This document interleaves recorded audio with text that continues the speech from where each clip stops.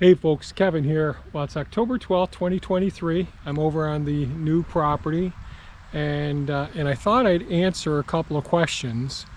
And the first question came from Michael, and it has to do with the horse run-ins that were up in that location up there.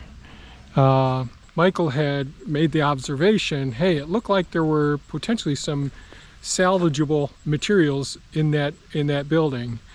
And that's a good observation. So the only things I did salvage were some lighting fixtures, an eagle emblem that was on the front of the building.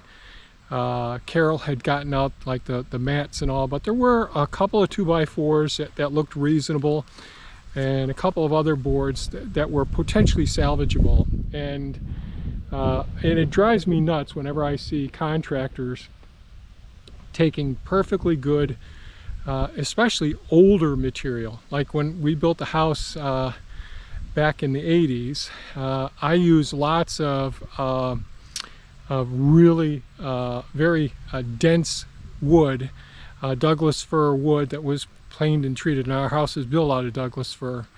But that wood was, I'm sorry, eastern hemlock, but that Douglas fir wood, really nice and dense, really holds up extremely well. So a lot of the materials I saved over the years I used for that.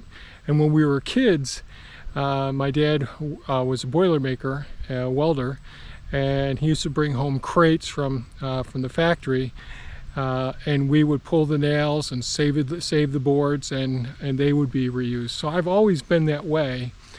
But with everything nowadays, I'm always looking at cost, quality, and time. And although there were some good boards in there, potentially, it would have taken me some time, and I would have had to store them. And I already have all of my indoor places utilized right now where I could store those materials safely. I've made the mistake before of purchasing some large trusses for a very large building that I want to build, but the plastic wrapping, the tarps that were covering them, even though they were double tarped, moisture got into them and destroyed them. So yes, I think always having a keen eye and say, can we keep this from going into the ground or going into a landfill or going into an incinerator is a great idea. So good point, Michael. Another question I got, and I think it might have been Cabo, who asked, he said, you know, when I'm doing these hügelkultur pits, like this is where the pit is right here, right in this spot, won't that create a sinkhole as the material breaks down and sinks? And yes, to a certain extent, they will. And I made a video in the past on how I do hügelkultur. I do it my way, as I think how I framed it in a video that I made a few years ago.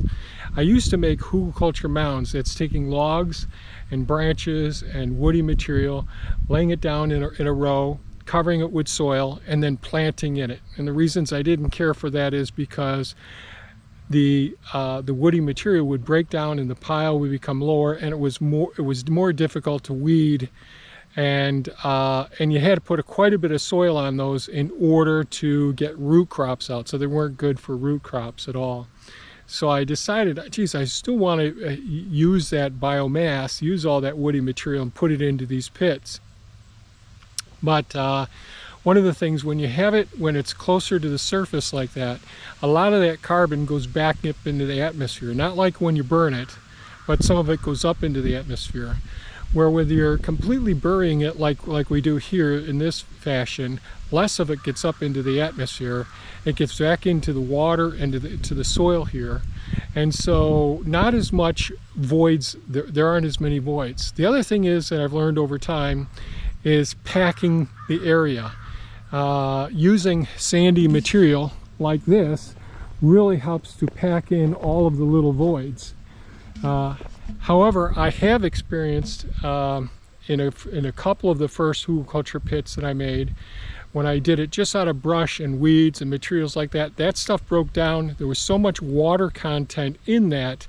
As that went into the soil, there were small, well, not small, but probably down as much as a foot indentation in the surface of the soil, and I had to go back and fill it on top of that. But nowadays I try to create a little bit of a mound, and I've got a long ways to go to finish this off. But I picked a spot that was low, because you can see the property slopes down and then it sort of picks up where this is and then goes back down some. I picked a spot that was low, so as it settles, it'll be more in line with the contour of the ground here. And I used a lot of that material to fill in between. So it's a lot of that material, as I'm jam-packing everything and then putting the soil back on top of it, I'm pushing a lot of that soil right down into the voids of the various materials. And because this soil was so muddy here, as I was taking the materials from over there and pushing things up, there's a lot of the soil, the muddy content, that went back down into this soil as well, into this pit as well. So those are my thoughts on these hugelkultur pits. And yes, there will be indentations. The less experience you have, the less filler that you fill in between. It's sort of like if you take golf balls and put them into a bucket. Well, there's a lot of voided space there, but if you take pea gravel and add it to that same bucket, boy, you can get a lot more material in there. Then if you take sand and add it to the bucket, you get a lot more material. And then you add water to that bucket. It's amazing. And each step of the way, if you weigh the bucket, it just keeps increasing in weight because you're filling in all of those air spaces. So trying to fill in all the air spaces is really important.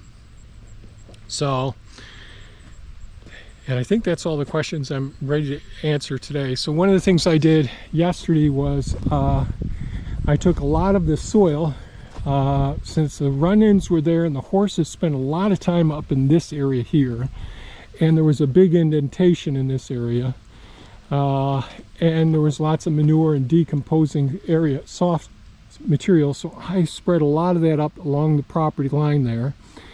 That it's going to have to dry out, so I've got a lot more work to do up there. I took a lot of the material from the pile here and I started filling in the voids up in here to create a gradual slope coming down.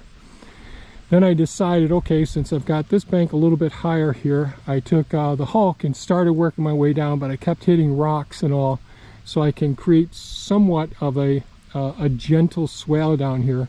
Didn't work out so well with the hulk, and I don't have my transit here right now. So what I'm going to do is I'm going to use Elon, the Takushi TB290 today, and create a nice little gentle swale in here, and pull the material up this way, and trying to keep the water from going over that way and missing the ponds. So that's one of my goals. I'll deal with this later. I cleaned up all the material along the fence line there, the stone wall line. So I got all that in yesterday, and I still have the other building to take down over on the other side. But today, since I was doing squash this morning, I think what I'll do is I'll just gradually work down here and see if I can make this work better. Right now, what I dug down here is a little bit too low. It's too high there, so I got to fix things. So that's what I'm going to be working on today. Don't know that it'll go any further in this video, but just wanted to answer those questions and tell you what the plan was. Thanks so much for watching, folks. Stay safe and take good care of yourselves. Bye-bye now. Nice to see the sun out.